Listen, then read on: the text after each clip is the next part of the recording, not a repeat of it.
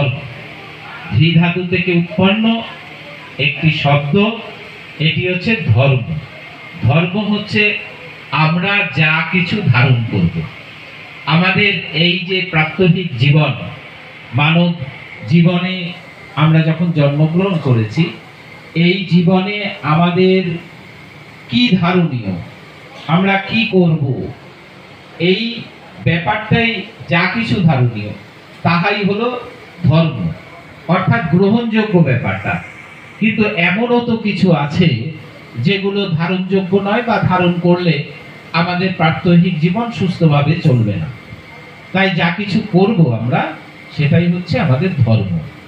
তা আমাদের ধর্ম কি? এবার তো আপনারা বলবেন যে আমাদের ধর্ম কি, আর এই ধর্ম সবাই থেকেই বা আমাদের কি হবে? এই যে এতক্ষণ বসে সকলের কথা শুনলাম, তাতে আমাদের কি হলো, কি লাভ হলো, এটা বুঝতে হবে, জানতে হবে। তো এই ধর্ম, আমাদের ধর্ম হচ্ছে শ্রীগুরু সঙ্গ। আপনাদের মনে প্রশ্ন জাগবে, দাদা বলছে শ্রীগুরু সঙ্গ ধর্ম, তো আমরা এরকম শুনিনি।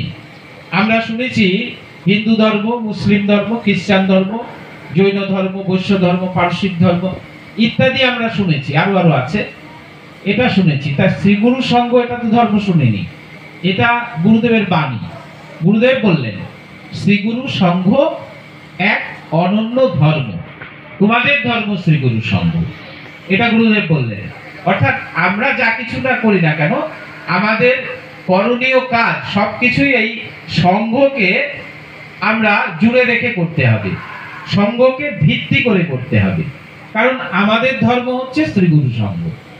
তো গুরুদেব, আমরা তো বলি যে গুরু ভগবান, গুরু ভগবান, গুরু ভগবান। আবার এতক্ষণ ধরে আপনারা প্রণাম মন্ত্র পাঠ শুনলেন, ওম গুরু ব্রহ্মা গুরু বিষ্ণু গুরুদেব মহেশ্বর গুরুরেব পরম ব্রহ্ম তস্मै শ্রী গুরবে নমঃ। তো গুরুদেবকে আমাদের ভগবান হিসেবে আমরা জানি যে গুরুদেবী ব্রহ্মা, গুরুদেবী বিষ্ণু, গুরুদেবী মহেশ্বর। তো আমাদের গুরু ভগবান সেটি দেখিয়ে গেলেন যে হ্যাঁ, আমি মহেশ্বর, আমি ব্রহ্মা, আমি বিষ্ণু, এটি গুরুদেব দেখালেন। গুরুদেব বললেন যে তোমাদের এই ধর্ম অর্থাৎ শ্রীগুরু সঙ্ঘ, এটি কৈলাসে ছিল। তোমাদের এই ধর্ম, এটি কৈলাসে ছিল। দেখুন, কৈলাসে যিনি থাকেন, আমরা জানি দেবাদিদেব মহাদেব তিনি কৈলাসে অবস্থান করেন। ওই কৈলাসই তার সমগ্র রাজ্য, তিনি ওখানের অধিপতি। অর্থাৎ আমরা যে কৈলাস মানব চক্ষে দেখতে পাই, এ কৈলাস সে কৈলাস নয়। এ কৈলাস হচ্ছে ভগবান মহাদেবের যেখানে অবস্থান, সেই কৈলাস। তো গুরুদেব বললেন তোমাদের এই ধর্ম অর্থাৎ শ্রীগুরু সঙ্ঘ কৈলাসেও ছিল।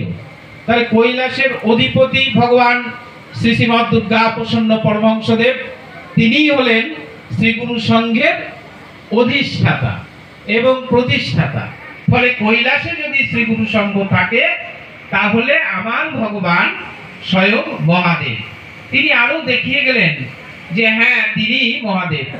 যখন এই ভারতবর্ষ সংযুক্ত ভারতবর্ষ ছিল, আধুনা বাংলাদেশ সহ যে ভারতবর্ষ ছিল, তখন যখন চারিদিকে খুব হানাহানি, চারিদিকে যখন একটা অশান্তি বাতাবরণ চলছে, তখন ত্রাহি ত্রাহি রব উঠেছে মানব জাতির মধ্যে, যে তারা কি করে বেঁচে থাকবে, তারা কি করে এই ধরণীকে ধারণ করে থাকবে। এটি তখন তাদের মধ্যে একটা ত্রাহি ত্রাহি রব দেখা গেল। চারিদিকে অসাম্প্রদায়িকতা, সাম্প্রদায়িকতা এবং তার বীজ চারিদিকে বপিত ছিল, এবং সেখানে রায়টের পরিস্থিতি শুরু হয়ে গেল আধুনা বাংলাদেশ সহ ভারতবর্ষে।